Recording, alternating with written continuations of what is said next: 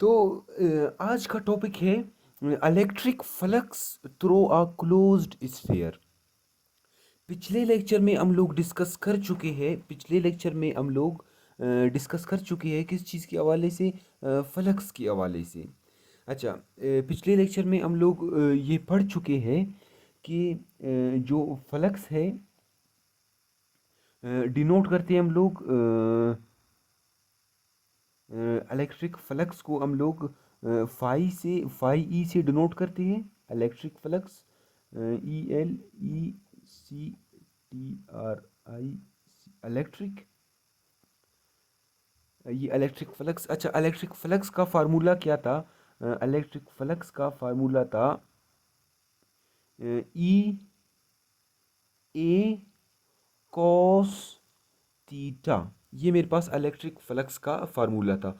और electric flux का ये फार्मूला था, ये थीटा एंगल था। थीटा एंगल था किस चीज़ के दरमियान? थीटा ई,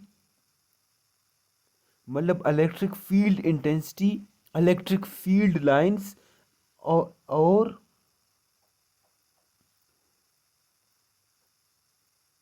नॉर्मल के दरमियान। वेक्टर एरिया का जो नॉर्मल है, नॉर्मल और इलेक्ट्रिक फील्ड लाइंस के दरमियान क्या था? एंगल था थीटा। इलेक्ट्रिक फ्लक्स के बारे में हम लोग पिछले लेक्चर में पढ़ चुके हैं। अच्छा, आज हम लोग पढ़ेंगे, आज पढ़ेंगे electric flux through a closed sphere.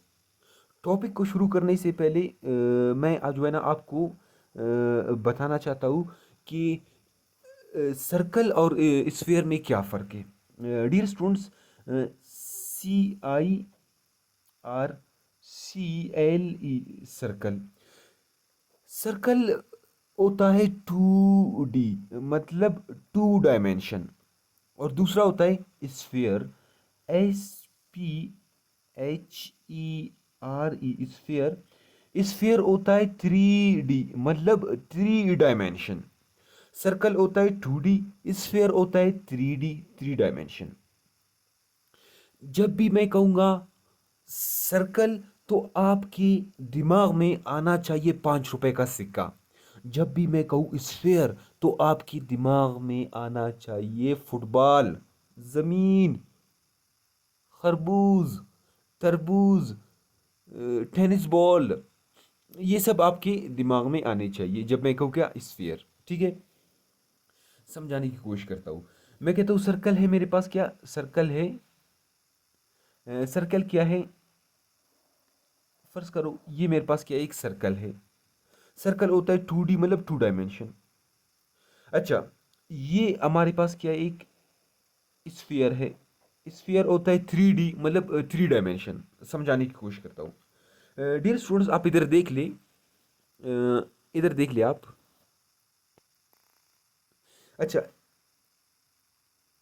आप फर्ज कर ले, फर्ज कर ले कुछ इस तरह, फर्ज कर ले। अ,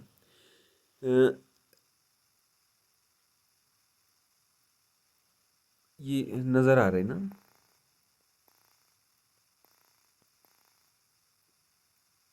ये देखो, ये मैं कहता हूँ ये मेरे पास है एक्स एक्सिस, ठीक है। ये मेरे पास वाई एक्सिस है और ये जी एक्सिस है। मुझे बनाना है सर्कल, तो सर्कल किस तरह बनाऊंगा? इस तरह बनता है ना सर्कल, इस तरह, इस तरह बनता है सर्कल, इस तरह। अभी देखो, जब मैं सर्कल बनाऊंगा तो मेरा सर्कल, मेरा जो सर्कल है वो कितने एक्सिस को टच करके बनेगा? मेरा सर्कल कितने एक्सिस को, ये देखो, 2 एक्सिस को टच करके बनेगा, 2 एक्सिस को टच करके बनेगा। जब मैं स्फीयर बनाऊंगा, मतलब फुटबॉल बनाऊंगा, तो फुटबॉल ऐसा गोल सा बनता है ना, गोल सा। तो तीनों एक्सिस को टच करके फुटबॉल बनता है। तो इसी वजह से सर्कल होता है 2D और स्फीयर होता है 3D। जो सर्कल है ना, ये सर्कल, अगर आपको इस सर्कल का ये जो एरिया फाइंड आउट करना है, तो सर्कल का एरिया को फाइंड आउट करने का फार्मूला क्या है? पाई आर स्क्वायर। ये मेरे पास एक स्फीयर है। अभी इस स्फीयर का जो सरफेस एरिया है, उसे फाइंड आउट करने का फार्मूला क्या है? वो है 4 पाई आर स्क्वायर। यहां तक समझ गए? अच्छा, चलते हैं अपने टॉपिक की जानिब। टॉपिक क्या है? हम लोग का टॉपिक है, टॉपिक का नाम है electric flux through a closed sphere. First करो डियर स्टूडेंट्स, ये क्यू नहीं है, क्यू पॉजिटिव मेरे पास एक चार्ज है। इस क्यू पॉजिटिव चार्ज के गिर्द एक आप एक स्फीयर, एक इमेजिनरी स्फीयर ड्रॉ कर लें। इस क्यू चार्ज के गिर्द आप एक इमेजिनरी स्फीयर, ये मेरे पास क्या है, एक इमेजिनरी स्फीयर है, ठीक है। ये क्यू चार्ज के गिर्द मैं एक इमेजिनरी स्फीयर ड्रॉ कर लेता हूँ। ये स्फीयर मेरे पास क्या है, इमेजिनरी है। IMAGINARY,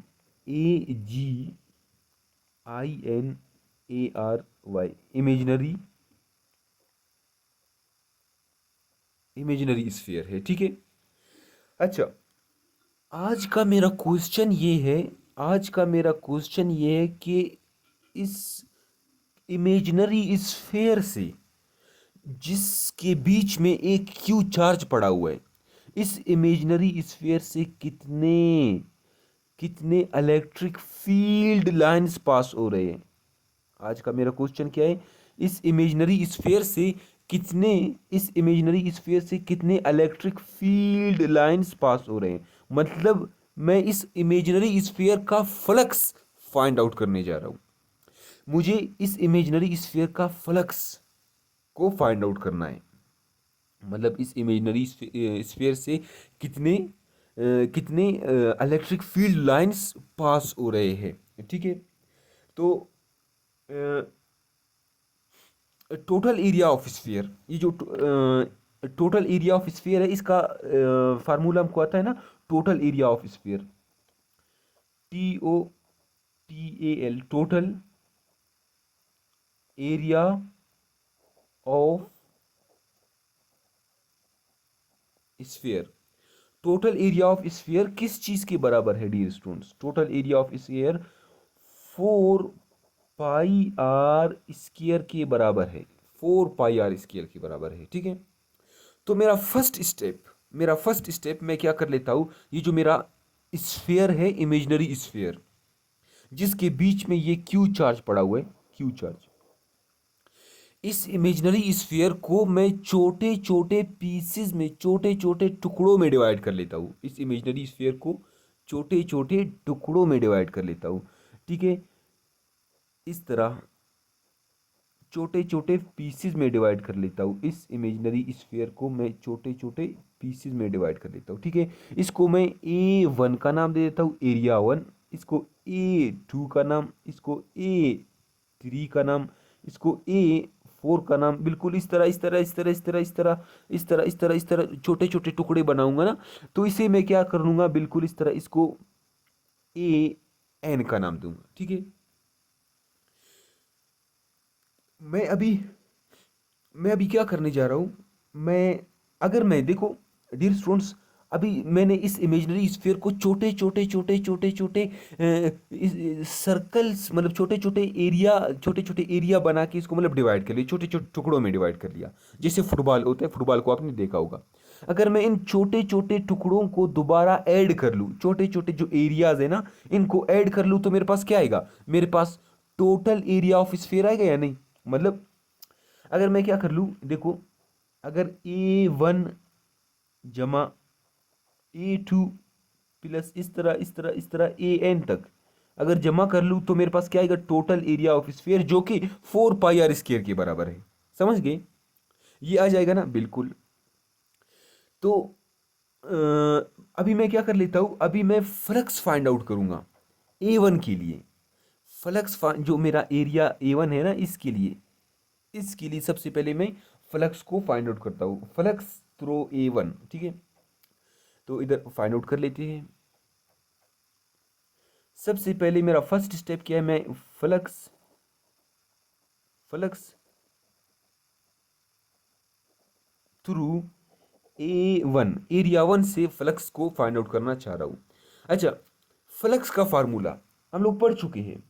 फ्लक्स को फाइंड आउट करने का फार्मूला क्या है, अच्छा ये देखो, ये मैं आपके लिए ड्रॉ कर लेता हूँ। ये मेरे पास क्या है, एरिया है, ठीक है, एरिया है।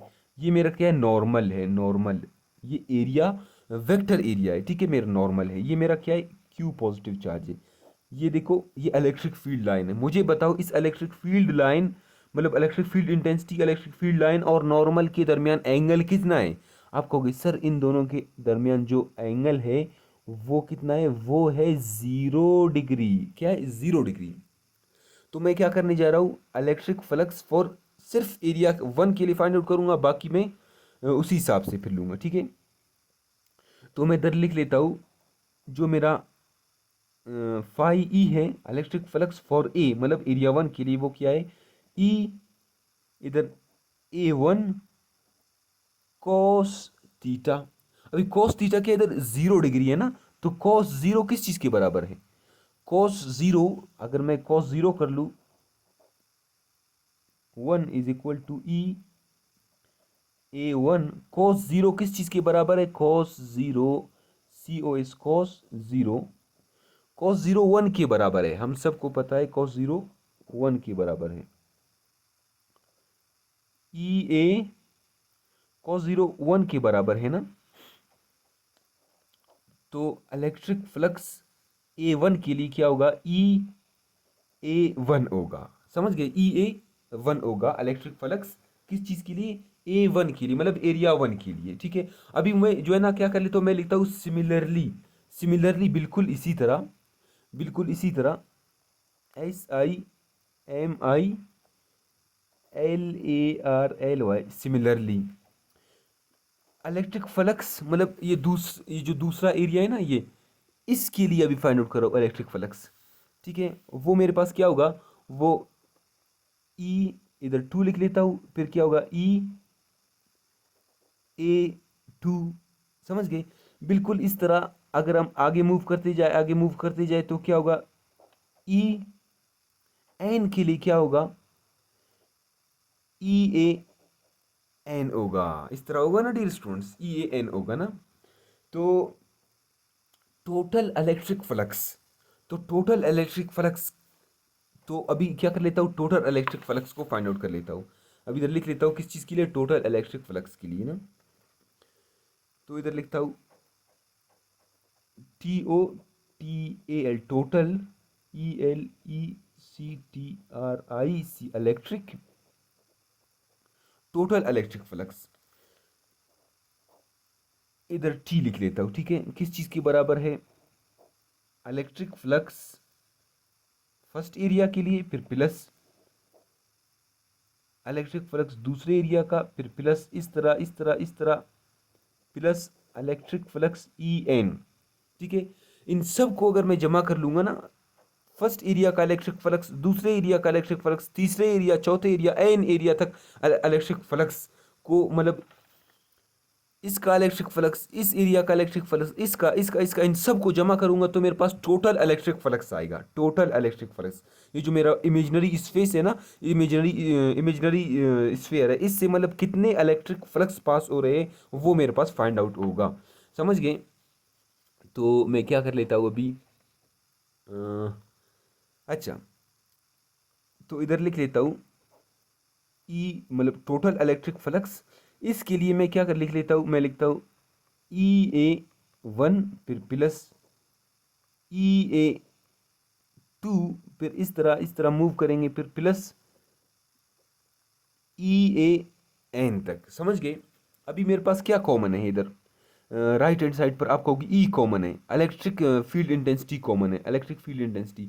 तो मैं इसे क्या कॉमन ले लेता हूँ EA, तो इलेक्ट्रिक फील्ड इंटेंसिटी को मैंने कॉमन लिया, मेरे पास क्या आएगा A1 जमा A2 जमा A3 प्लस इस तरह मूव करते जाएंगे AN तक, ठीक है। मुझे ये बताओ एरिया 1 एरिया 2 एरिया 3 इस तरह एरिया N तक किस चीज़ के बराबर है, किस चीज़ के बराबर है ये एरिया 1 एरिया 2 एरिया 3, अगर इन सब को मैं जमा कर लूँ तो मेरे पास क्या आएगा A1 A2, ये मेरे पास क्या है A2 है, इस तरह AN तक इन सब को जमा करूँ तो मेरे पास total total area of sphere आ जाएगा या नहीं, टोटल एरिया ऑफ जो कि 4 पाई r स्क्वायर के बराबर है। तो मैं इसकी जगह क्या लिख लेता हूँ, ये जो मेरे पास है ना A1 A2 A3, इसकी जगह मैं क्या लिख लेता हूँ, इसकी जगह मैं लिख लेता हूँ टोटल एरिया, क्या टोटल एरिया ऑफ स्फीयर, ई, तो इधर क्या आएगा, TOTAL, total area of, SPHERE, sphere, ठीक है, टोटल एरिया ऑफ स्फीयर। तो टोटल एरिया ऑफ स्फीयर की जगह मैं क्या लिख लेता हूँ, टोटल एरिया ऑफ स्फीयर की जगह मैं लिख लेता हूँ 4 pi R square, 4 pi R square, ठीक है। इलेक्ट्रिक फील्ड इंटेंसिटी का फार्मूला हम लोग पिछले लेक्चर्स में पढ़ चुके हैं। इलेक्ट्रिक फील्ड इंटेंसिटी का फार्मूला क्या है, याद है ना आप लोगों को? वो मैं लिख लेता हूँ इधर। Total electric flux find out करने जा रहा हूँ स्फीयर के लिए, इमेजिनरी स्फीयर के लिए। तो ये क्या था, Q डिवाइड बाय R, ऐसा ही था ना, Q divide bye R square. के, इधर के था ना, coulomb constant. Q divide bye R square, ये इलेक्ट्रिक फील्ड इंटेंसिटी का फार्मूला है। इधर मैं लिख लेता हूँ 4 पाई आर स्क्वेयर। के किस चीज़ के बराबर है, हम लोग पढ़ चुके हैं, के किस चीज़ के बराबर है, कि 1/4 पाई एप्सिलॉन नॉट के बराबर है। ये क्यू एज इट इज इधर आएगा, ये आर इधर आ जाएगा, आर स्क्वेयर। ये 4 पाई आर स्क्वेयर लिख देता हूँ, 4 पाई आर स्क्वेयर। अभी 4 पाई से कैंसिल, आर स्क्वेयर से कैंसिल हो गया, ठीक है। जो मेरे पास total electric flux, total electric flux for imaginary sphere वो क्या है, वो है Q divide by epsilon naught. ये है, ये total electric flux find out हो गया डियर स्टूडेंट्स, जैसे टोटल इलेक्ट्रिक फ्लक्स है। अच्छा, ये रिलेशन हमें क्या शो कर रहा है, ये रिलेशन हमें ये बता रहा है कि टोटल इलेक्ट्रिक फ्लक्स, ठीक है, जो इलेक्ट्रिक फ्लक्स है, जो इलेक्ट्रिक टोटल इलेक्ट्रिक फ्लक्स है, वो चार्ज के ऊपर डिपेंड करेगा। CHARGE, चार्ज के ऊपर डिपेंड करेगा, ठीक है। और मीडियम, मीडियम के ऊपर डिपेंड करेगा, ठीक है। अच्छा, does not depend upon geometrical shape. Dear students, कह रहा है कि ये जो आपके पास टोटल इलेक्ट्रिक फ्लक्स है, ये डज नॉट डिपेंड्स अपॉन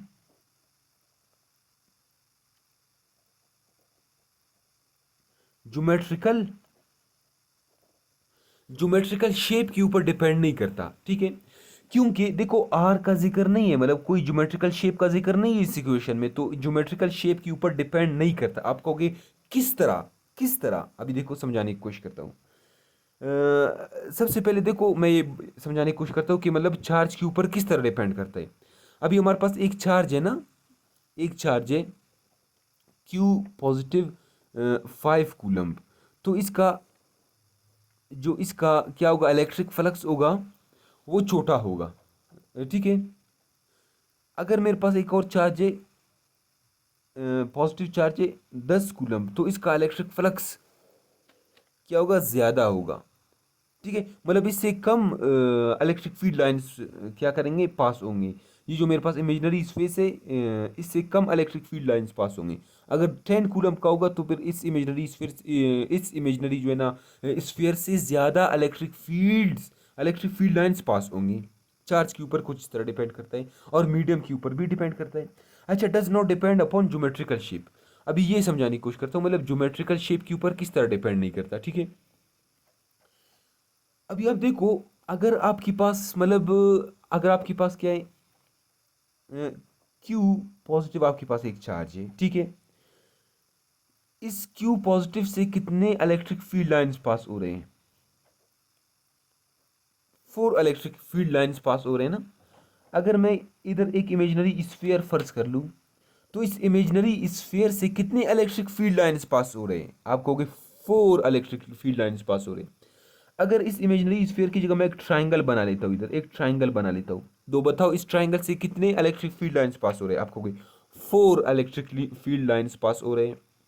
अगर मैं इधर एक रेक्टेंगल बनाऊँ या पेंटागोन बनाऊँ या इरेगुलर शेप बनाऊँ, तो बताओ उससे कितने इलेक्ट्रिक फील्ड लाइंस, उससे भी 4 इलेक्ट्रिक फील्ड लाइंस पास होंगे। तो मतलब ये शेप के ऊपर क्या डिपेंड नहीं करता, ठीक है।